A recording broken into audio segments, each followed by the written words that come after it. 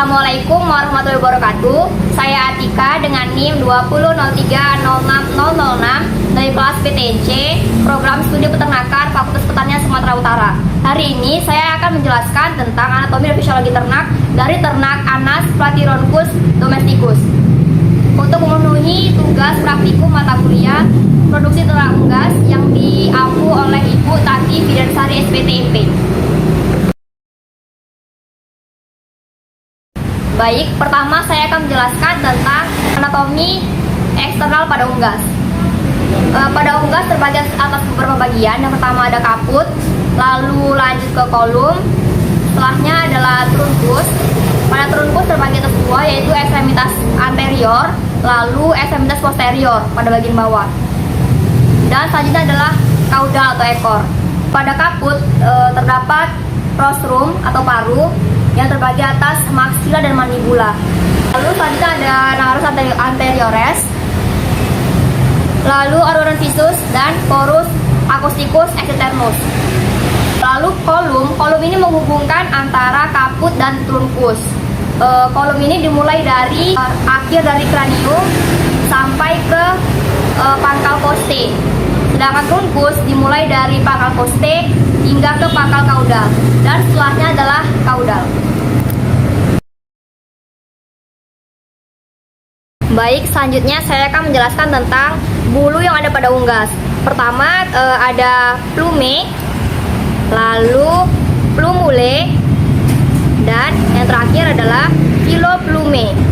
Nah, pada plume terdapat beberapa bagian. Yang pertama ada kalamus, lalu racis, dan terdapat vexillum atau bendera bulu.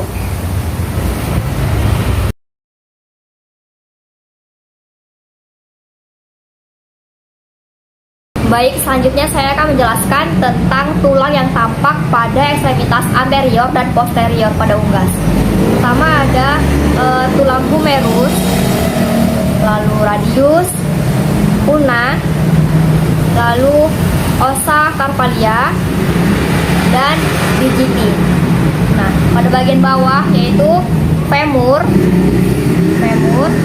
lalu patella, setelah itu tibia, lanjut ke metatarsus, dan yang terakhir adalah phalanges.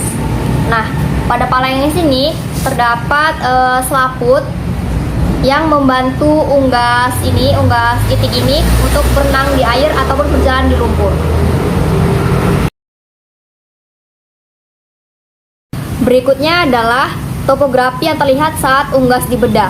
Terlihat ada trakea, lalu esofagus, selanjutnya adalah tembolok atau crop, lalu terdapat core, setelah itu hepar, dan gizzard.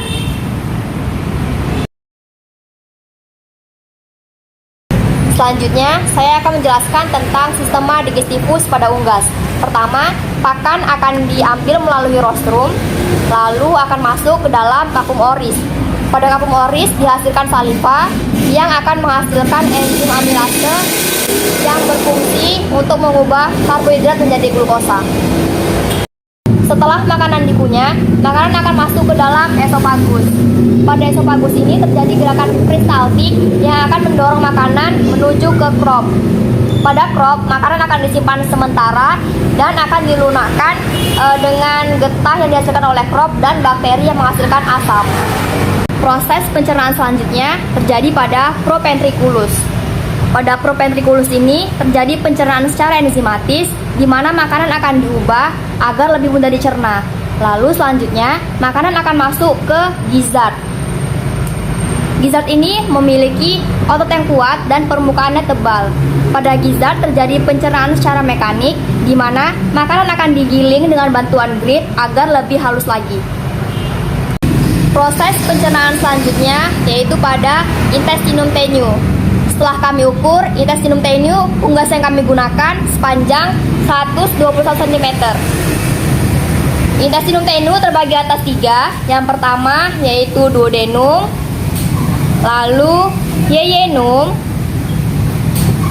dan ileum.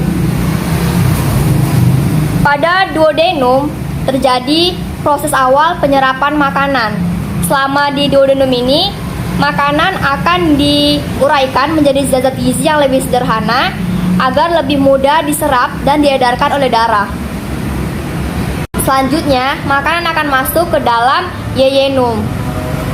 Pada yeyenum, makanan diproses secara kimiawi dengan bantuan enzim yang dihasilkan oleh usus halus. Lalu dibawa dengan cepat dengan kontraksi otot seperti gelombang menuju ke ileum. Lalu, ileum akan melanjutkan penyerapan nutrisi ke dalam aliran darah. Pada intestinum tenue juga terjadi proses pemecahan protein dan lemak yang dibantu dengan enzim pepsin dan lipase yang dihasilkan dari pankreas. Pankreas adalah organ yang menempel pada duodenum. Pada sistema digestivus juga terdapat organ yang bernama ceca. Pada ceca terjadi proses penyerapan karbohidrat, protein dan juga absorpsi air. Lalu berlanjut ke intestinum crassum. Pada intestinum crassum terjadi perombakan sisa-sisa makanan yang tidak tercerna menjadi feses dan juga terjadi absorpsi air kembali yang berguna untuk meningkatkan dan menyeimbangkan kandungan air pada unggas. Lalu yang terakhir, organ terakhir pada unggas, pada pencernaan unggas yaitu kloaka. Nah, pada kloaka ini terjadi pengeluaran feses dan juga urin. Selanjutnya, saya akan menjelaskan tentang sistem urogenital pada ternak unggas. Unggas yang saya gunakan adalah itik yang berkelamin jantan. Pada unggas jantan terdapat testis yang berjumlah sepasang. Testis ini berfungsi sebagai tempat untuk penghasil sperma. Saat ejakulasi, sperma akan dihasilkan oleh testis dan akan dialirkan ke saluran epididymis. Pada saluran epididymis ini terjadi penyerapan air dan juga sebagai tempat untuk penyimpanan sementara sperma. Lalu dari saluran epididymis sperma akan dialirkan ke saluran vas deferens. Selanjutnya, sperma akan dialirkan menuju ke penis. Penis ini merupakan alat kopulasi yang nantinya akan menyemprotkan sperma ke dalam alat reproduksi betina. Dan di sini terdapat kloaka. Kloaka ini berfungsi sebagai organ pelindung bagi organ urogenital pada ternak unggas.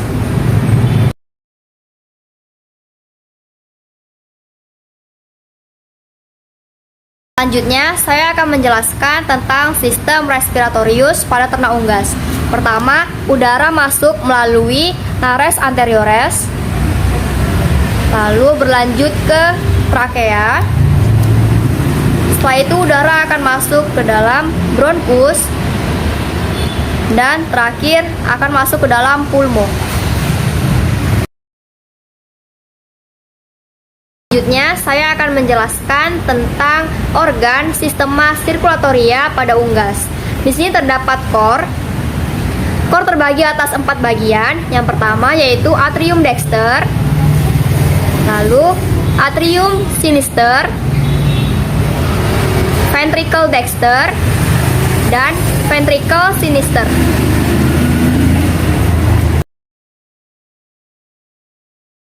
Selanjutnya, saya akan menjelaskan tentang organ aksesoris pada unggas. Yang pertama yaitu terdapat pankreas. Pankreas ini menempel pada duodenum. Fungsinya sebagai kelenjar endokrin dan eksokrin. Lalu terdapat vesica velea. Vesica velea ini berfungsi untuk mengaktifkan lipase dan mempercepat kerja amilase pankreas. Selain itu, vesica velea ini juga berfungsi untuk membantu penyerapan lemak serta vitamin. Setelah itu terdapat hepar. Hepar ini dalam proses pencernaan dan absorpsi, fungsi utamanya adalah memproduksi cairan empedu.